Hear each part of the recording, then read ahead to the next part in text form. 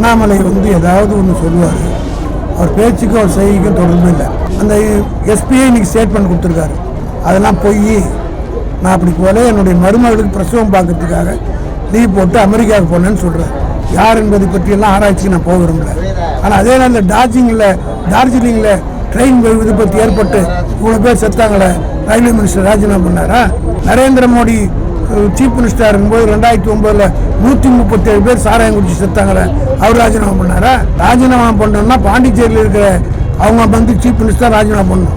அங்கிருந்து தான் சரக்கே வந்துருக்குதுன்னு இப்போ போலீஸ் இல்லாக்கல சொல்கிறாங்க. விக்கிரவாண்டி தேர்தலுக்கு இதே ஒரு சம்பந்தம் இருக்குது.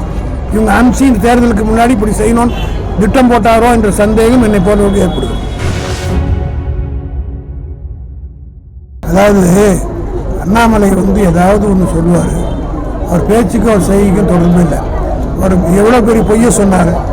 அந்த எஸ்பி வாலண்டரி ரிட்டையர்மெண்ட்டில் போனார், இதெல்லாம் தெரிஞ்சுக்கிட்டு தான் போனாருன்னு பொய் சொல்கிறாரு.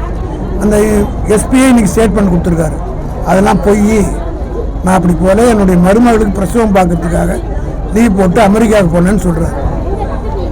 இப்படி பொய் சொல்கிற ஒரு மனுஷனை வச்சுக்கிட்டு அவர் எந்த காலத்துக்கு உண்மையை பேசியிருக்காரு? நான் கேட்கிறேன். அப்படி இந்த சாவுக்கு காரணம் யார் என்பதை பற்றியெல்லாம் ஆராய்ச்சிக்கு நான் போக விரும்பல. ஆனால் அதே நேரத்தில் டார்ஜிலிங்கில் ட்ரெயின் விபத்து ஏற்பட்டு இவ்வளோ பேர் செத்தாங்களே, ரயில்வே மினிஸ்டர் ராஜினாமா பண்ணாரா? இந்த நீட் தேர்வுடைய கொஸ்டின் பேப்பர்லாம் அவுட் ஆகி சுப்ரீம் கோர்ட்டு காரி துப்புத பல பேர் செத்துருக்கிறாங்களே, அந்த மத்திய அமைச்சர் ராஜினாமா பண்ணாரா? நரேந்திர மோடி சீஃப் மினிஸ்டர் இருக்கும்போது 2009 137 பேர் சாராயம் குடிச்சு செத்தாங்களே, அவர் ராஜினாமா பண்ணாரா? ஆக வாய் பிடித்ததோ மாங்காய் பிடித்தோன்னு பேசக்கூடாது, கான்கிரீட்டாக சொல்லணும். அது மட்டும் இல்லை, ராஜினாமா பண்ணோம்னா பாண்டிச்சேரியில் இருக்கிற அவங்க சீஃப் மினிஸ்டர் ராஜினாமா பண்ணணும். அங்கிருந்து தான் சரக்கே வந்துருக்குதுன்னு இப்போ போலீஸ் இல்லாக்கல சொல்கிறாங்க. பிஜேபி இஸ் லைபிள், அவங்க தான் பண்ணியிருக்காங்க.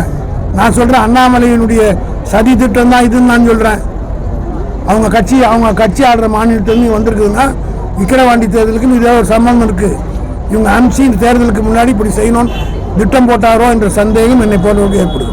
இதுபோன்ற செய்திகளை மேலும் தெரிந்து கொள்ள எங்களது யூடியூப், ஃபேஸ்புக் மற்றும் ட்விட்டர் ஆப்களை சப்ஸ்கிரைப் செய்யவும்.